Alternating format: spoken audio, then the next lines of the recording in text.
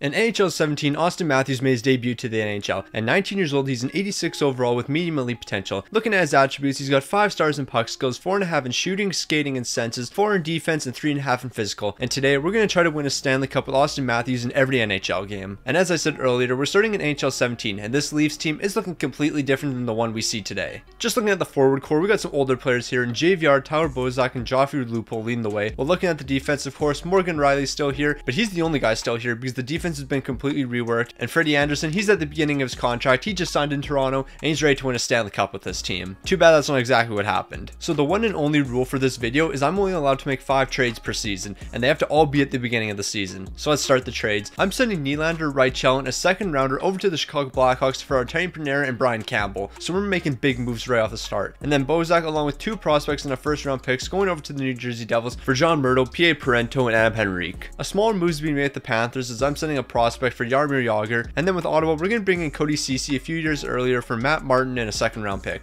And our last move is going to be another big one. Connor Carrick, Roman Polak, and a second round picks off to the Vancouver Canucks for Bo Horvat and Hansen. Looking at the forward core, it's a complete retool. Henrique, Matthews, and Panarin are going to be manning the first line, while JVR, Kadri, and Jagr got the second. Looking at the defense, Morgan Rielly and Jake Gardiner are still teaming up, but the rest of the defense, that's been improved. While the goaltending situation, we're sticking with Freddie Anderson. So I'm going to simulate about halfway through the season, and then we'll check on how the team's doing. At the halfway point, the Toronto Maple Leafs are absolutely rolling, second in the entire league with a 29-12-0 record. And leading the entire team in points, it's going to be the oldest guy here, Jaromir Jagr, 9 goals, 35 assists, 44 points. Honestly, I'm actually pretty shocked that he's leading the way for us. While Auston Matthews in his rookie year, he's not looking too bad with 13 goals and 23 assists for 36 points through 41. And of course, we can't forget about Freddie Anderson. He's looking elite so far, 24-11 record with a 238 goals against. If you can keep this pace up, we're easily finishing in the top 3. When the season came to an end, Toronto's looking absolutely fantastic, and they're going to tie with the LA Kings for first in the entire league with a 53-26-3 record. While Artemi Panarin, he's going to be leading the way with 78 points, consisting of 27 goals and 51 helpers. While Auston Matthews, he's going to be having a decent rookie campaign where he's picking up 23 goals and 41 helpers. Looking at Frederik Andersen, the numbers are looking fantastic from him this season. At 239 goals against while picking up 44 wins, I can definitely live with that. Checking out the entire league, we got a prime Jamie Benn leading the way. He's got 38 goals and 57 assists for 95 points. While Kari Lehtonen, he's going to be leading all goaltenders in wins with 46. By playing these older games, you're going to be seeing quite a few throwbacks like this. So of course, finishing second in the league, Toronto's going to be making the playoffs, and now we got the Philadelphia Flyers in the first round. And the Flyers, they're definitely going to be putting up a fight against us, but it's not going to be enough. We're taking them down in 6 games, and with Toronto moving on to the second round, we got the Montreal Canadiens up next. This Montreal Canadiens team was absolutely locked in. They ended up having a 3-2 series lead at one point,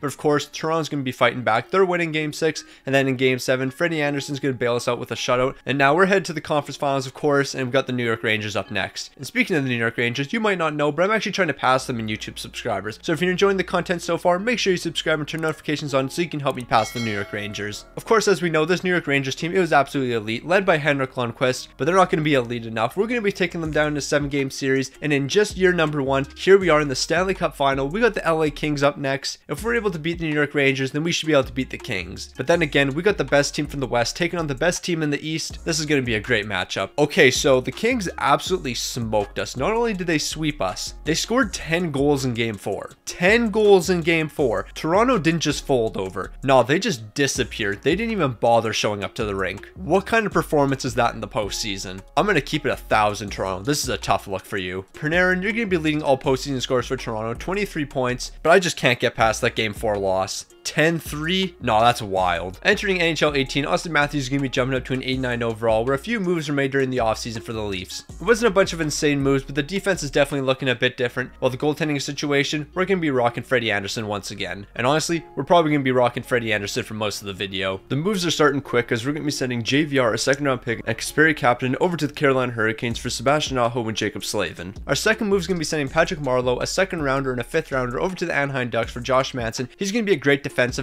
for us, and that's going to help a ton. Our next move is bringing in another defenseman, and he's going to be a future Leaf anyway. A first rounder, Zaitsev, a prospect, and a 4th round picks over to the Colorado Avalanche for bringing in Tyson Barrie and Alexander Kerfoot. The big moves are going to continue as Liljegren, a 1st and a 2nd round pick, along with 2 prospects, are going to be heading over to the New York Rangers, and that's going to allow us to bring in Kevin Shattenkirk and Chris Kreider. And our final move, that's going to be sending Connor Carrick, Moore, and 2 third rounders over to the New York Islanders for Josh Bailey. With all those moves in the book, the team's definitely looking better. Sebastian Aho, Auston Matthews, and Chris Carr is going to be manning the first line, while William Nylander, Nazem Kadri, and Mitch Marner have got the second. Looking at the defense, this is looking way better than what we started with. Morgan Rielly and Kevin Shattenkirk, they're going to be that first defensive pairing, while Jake Gardiner and Tyson Barrie are manning the second. And on the third pairing, Jacob Slavin and Josh Manson, I'm definitely not going to complain about that. And for Andy Anderson, we already know what you can do. Through the first half of the season, what is this team doing? This team should be doing way better than 17th overall with a 21-19-1 record. I built a solid team here. This is definitely not my fault. You boys got to step up. Auston Matthews, he's leading the way, 13 goals, 24 assists, 37 points. 37 points, Matthews? Nah, you got to step it up. And not just you. I mean this entire team, because what's going on here? Well, Freddie Anderson, he's got 16 wins so far. It's just not enough, my guy. Step it up. When the season came to an end, I knew this was going to happen eventually. Toronto's missing the playoffs, finishing 19th in the entire league with a 42-38-2 record. To be fair though, I was expecting this to happen in NHL 23, because literally anything can happen in that game. I saw the Boston Bruins finish third last once. The current Boston Bruins. That game's cooked, what can I say? Auston Matthews, in the second half of the season, you absolutely folded. 20 goals and 40 assists for 60 points. At the halfway point, you had what, 37 points or something? You scored 23 points in the second half of the year and 7 goals? Despicable. And Freddie Anderson, 36 wins aren't bad, but you played 70 games and you lost 32, so I mean, that's definitely not good whatsoever. Looking at the entire league, we got a new leader this time around. That's going to be Steven Stamkos. He's got 45 goals and 50 assists for 95 points, while Matt Murray, he's going to be leading all goaltenders in wins with 45. In the postseason, we're sort of having the correct outcome as the Washington Capitals are going to be winning the Stanley Cup in a clean sweep, but they're actually taking down the Anaheim Ducks. Of course, we already knew this was going to be happening if Washington's winning a Stanley Cup. Alexander Ovechkin's leading the way, 12 goals and 10 assists for 22 points, but Braden Holtby, what was this playoff run you just went on? 16 wins, we already knew that. The dude picked up 7 shutouts, a .958 save percentage, and a 129 goals against. These numbers are unheard of. Like for example, in 2011-2012, when Jonathan Quick was absolutely locked in, he posted a .946 save percentage and a 141 goals against with 3 shutouts. You topped him in every single category and had 4 more shutouts. Ridiculous, that's all I can say. Jumping into NHL 19, Auston Matthews is up to a 90 overall. While the young core continues to develop, we still got some older guys here, and of course, this is going to be the first year with John Tavares. Looking at the defensive core, Jake Muzzin was added during the offseason, while Freddie Anderson, he continues to be the #1 goaltender here. So of course, it's not going to take long before I started making moves. Zaitsev and Liljegren, they're going to go to the Chicago Blackhawks for DeBrincat, Duncan Keith, and a 4th round pick, while William Nylander and Mason Marchment, I'm sending them over to the Habs for Max Domi, Brendan Gallagher, and Kotkaniemi. The defense is going to get a few more upgrades as we're picking up Lindell from the Dallas Stars. And of course, we got to bring in some playoff heroes, so Patrick Maroon and David Perron, it was only a matter of time before you guys came to the team, especially Patty Maroon, because if he's on your team, you're guaranteed to make it to the Stanley Cup final. And our final move, that's going to be sending a prospect, Brendan Gallagher, our 1st and 2nd round pick, over to the New Jersey Devils for William Butcher and Kyle Palmieri. So although this might not be our best Toronto Maple Leafs team so far, the team's still looking fantastic. DeBrincat, Matthews, and Martin are going to be leading that first line, while Max Domi, Tavares, and Palmieri are on the second. Looking at the defensive core, we got Morgan Rielly and Duncan Keith as our first pairing, while Jake Muzzin and Butcher are the second. And in between the pipes, like usual, we already knew it was going to be him, Freddie Anderson. Halfway through the season, the Toronto Maple Leafs are looking absolutely locked in with a 29-10-2 record, and they're sitting second in the entire league. While Johnny T, he's going to be leading the way, 16 goals and 23 helpers for 39 points, while Auston Matthews, he's not too far behind, second on the team in scoring,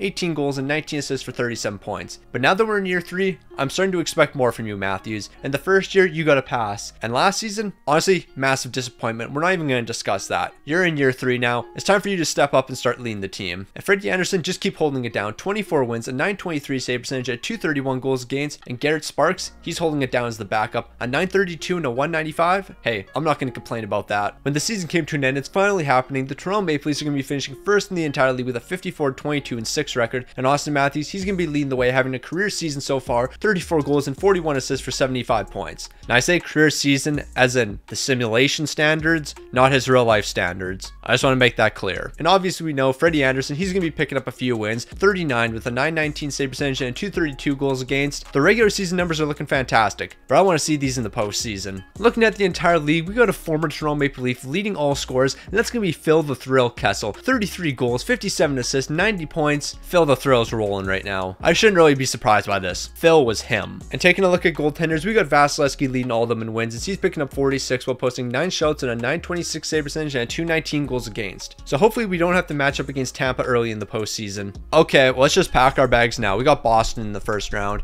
I don't care how good our Toronto Maple Leafs team is. This is the Boston Bruins facing the Toronto Maple Leafs in the first round. We all know what's about to happen. So Toronto decided to have a bit of fun with us as we're going to be going to Game 7. We already know what's going to happen in Game 7. I don't have to mention the elephant in the room. We're the Toronto Maple Leafs facing the Boston Bruins. Let that sink in. We all know what's happening. No way. Did we just lose in Game 7 against the Boston Bruins in overtime? Definitely didn't see that one coming. Couldn't have predicted that in 1,000 years. And when the postseason came to an end, Boston's hoisting the Stanley Cup. Matthews, you put up some solid numbers in the postseason, but it just wasn't enough. 4 goals and 4 assists for 8 points. With Pasta, he's going to be leading all scorers, but he's only picking up 2 goals. David Pastrnak only picking up 2 goals in the postseason. Yeah, I'm not sure about that one, Chief, but he's picking up 25 assists in the process, so keep cooking. And of course, we already knew Tuukka Rask was going to be leading the way for Boston. 16 wins, a 939 save percentage, and a 181 goals against. Jumping into NHL 20, of course, we have the main core still together. Nylander, Matthews, Marner, and Tavares. Looking at the defense, Morgan Riley and Jake Muzzin are still here. Tyson Barrie's been brought to the team, and since Jake Gardiner got blamed for every single one of Toronto's playoff losses, they're going to ship him out, and surprisingly, that's not going to fix anything. And the goaltending tandem, of course, Freddie Anderson's the number 1, but Soupy's in the mix now. He's coming for your job in a few years, Freddie. So let's not waste any time here, and let's get directly into the moves. A first rounder, Cody Ceci, a prospect in a second, is off to the New York Rangers for Buchnevich, Tony DeAngelo, and a 4th round pick. Liljegren, Johansson, Kyle Clifford as second, and Nick Robertson's going to the Detroit Red Wings for Tyler Bertuzzi, Mantha, and Hronek. A smaller move is being made, allowing us to acquire Victor Olofsson, and then what turned out to be the final move is going to be Rasmus Sandin, a 7th and a 6th round pick, over to the Boston Bruins for Zdeno Chara, Jake DeBrusk, and a 1st round pick. Managing the cap with the Toronto Maple Leafs was an absolute pain, and honestly, this was the best I could do. Halfway through the season, Toronto's not looking too bad. They're sitting 7th in the entire league with a 22-12-7 record, while Auston Matthews, he's leading the way, and he's finally stepped up. 20 goals and 33 helpers for 53 points. He's locked in now. And Frederik Andersen, he's not elite like normal. Only 16 wins with a 905 save percentage and 273 goals against. Those numbers definitely aren't going to be enough for a Stanley Cup, so I'm going to need you to step it up. When the season came to an end, Toronto's continuing on that same pace as they're finishing 7th in the entire league with a 43-25-14 record. And taking a look at our team leader, it's going to be Mitch Marner. He's got 90 points with 30 goals and 60 assists. And Auston Matthews, he's not going to be too far behind, only 1 point shy of Marner with 89, and he's picking up 34 goals and 55 helpers. Freddie, I'm just going to keep it 1,000 with you, my guy. I am not convinced with these numbers. 34 wins, I don't care about regular season wins, but that's save percentage and goals against. I'm going to need you to improve that before we get into the postseason. Looking at the entire league, we got Tyler Seguin leading the way. He's back in his prime, 50 goals and 53 helpers for 101 points, while Philip Grubauer, he's going to lead all goaltenders in wins with 43, while posting a 904 save percentage and a 297 goals against. In the postseason, the Leafs are getting incredibly lucky as we're not going to have to face the Boston Bruins in the first round or the second. The only time we're going to have to match up against this team is the conference finals, but we have to get there first, and we got to get past the Columbus Blue Jackets. And Columbus is definitely not going to be messing around. It's going to be a back and forth affair the entire way, and now we're headed to Game 7. And in Game 7, with the help of 2 goals from Matthews and Tavares, they're going to take a 4-0 lead, but Columbus is going to fight back, and it's going to be a close one, but Toronto's coming out on top 4-3. With that Game 7 win, we're advancing to the second round, and now we got the Florida Panthers. But you know who else is advancing in 7 games? The Boston Bruins. The series against the Florida Panthers wouldn't be nearly as stressful as we're going to be handling them in 5 games, but now we got an elite team up next, the Pittsburgh Penguins. We already know who's leading the way for them. Sid the Kid, Matt Murray. This is going to be a tough one for us, but it looks like our Toronto team's just a bit too elite. We're going to be handling the Pittsburgh Penguins in 6 games, and here we are back in the Stanley Cup final. We got another team from the Pacific Division this time around, and it's the Anaheim Ducks. Let's see what they can do against us. Well, they can absolutely dominate us and take us out in 5 games. Why is it every single time we make it to the Stanley Cup final, this team folds? I don't even know what to say anymore. My disappointment's immeasurable. I guess one positive was Mitch Marner led all postseason scorers with 12 goals and 17 assists for 29 points, but who cares about that if you're not winning a Stanley Cup? Like, look at John Gibson, 16 wins, a 930 save percentage, and 218 goals against. Look at those numbers compared to Freddie. They just had a more elite goalie. Nothing we can do about that. Jumping into NHL 21, of course, it's going to be the same core for the Toronto Maple Leafs. Nylander, Matthews, Marner, and Tavares are leading the forwards. The defense isn't seeing too many changes as Morgan Riley and Jake Muzzin are going to be leading the way. And in between the pipes for us, someone we haven't seen in a while, Freddie Anderson. So I felt that we had to improve the defense, so I'm making moves accordingly. TJ Brody, Riley Nash, 2 second rounders, and Nick Robertson. I'm going to send that over to the Columbus Blue Jackets in exchange for Seth Jones and a 3rd round pick. The next move is going to be improving the forward depth as we're acquiring Kempe, Athanasiou, and Iafallo in exchange for Rasmus Sandin, Engvall, and Galchenyuk. The defense is going to get another improvement as I'm sending Justin Hall, Alexander Kerfoot, and Ilya Mikheyev over to the Winnipeg Jets for Pyong and a 2nd. Now this trade I just think is really funny because I didn't think it would actually go through. A 1st rounder, a prospect, Maligan, and a 6th round pick over to the Minnesota Wild for Kaprizov. Yeah, I just think that's funny. Definitely didn't expect this to go through. And our final move that's going to be improving the defense as well as the forward depth, Liljegren's off to the New York Rangers for Adam Fox and Phil Hedl. So with those moves, this team's looking unstoppable. Kaprizov, Matthews, and Marner on the first line, and then Kempe, Tavares, Tavares and William Nylander on the second. And the last two forward lines, elite to say the least. Looking at our defensive core, I don't think anyone could stop this. Morgan Rielly and a prime Seth Jones on the first pairing, and on the second pairing, we got Jake Muzzin and Pionk. And on that third pairing, we got Adam Fox and Dermott. Who's actually going to be stopping this team? Also, Frederik Andersen's the goalie, but we already knew that. Okay, halfway through the season, we're 15th in the entire league. How? Just how? Mitch Marner, you're doing your thing. 50 points at 41 games. I'm not going to complain about that. Auston Matthews, 20 goals and 23 helpers for 43 points, over a point a game. How is this team 15th in the entire league? The only two guys on our top 9 here that don't have a positive plus minus are Joe Thornton and Zach Hyman, and they're both -2. Maybe the thing that's been holding us back this entire time has been staring me right in the eyes. Frederik Andersen, are you the reason we keep losing? 18 wins, a .911 save percentage, and 260 goals against. Maybe you're the issue, my guy. Maybe I've just had too much faith in Freddie. I'm taking back all that Frederik Andersen slander because it was just unwarranted. Third in the entire league, 47, 26, and 9. The Leafs are here and they're ready to compete. Mitch Marner, he's leading the way. He's got 91 points, 26 goals and 65 assists. While Auston Matthews, he's got 36 goals and 39 assists for 75 points. A massive disappointment from him. Score 50 goals. Just record 100 points. Stop laying me down. It's getting ridiculous. And Freddie Andersen, I want to apologize to you personally. 38 wins, 6 shutouts, a .912, and a .261. I should have never doubted you, my guy. Taking a look at the entire league, one of the greatest goal scorers of all time is going to be leading the way. Alexander Ovechkin, 67 goals and 48 assists for 115 points, 67 goals at 35 years old. Ovi's built different. Nothing else you can say about that. Well, Jacob Markstrom, he's leading all goaltenders in wins with 42, a .908 save percentage at 314 goals against. I can tell you right now, the playoffs definitely aren't going to be easy for us. We got Buffalo in the first round, and Buffalo, they were 5th in the entire league. And if we get past this team, more than likely, we're going to end up playing Boston in the second round, and they were 1st in the entire league. So this is definitely not going to be an easy postseason for us. And we're getting a sign early on about how difficult these playoffs are going to be.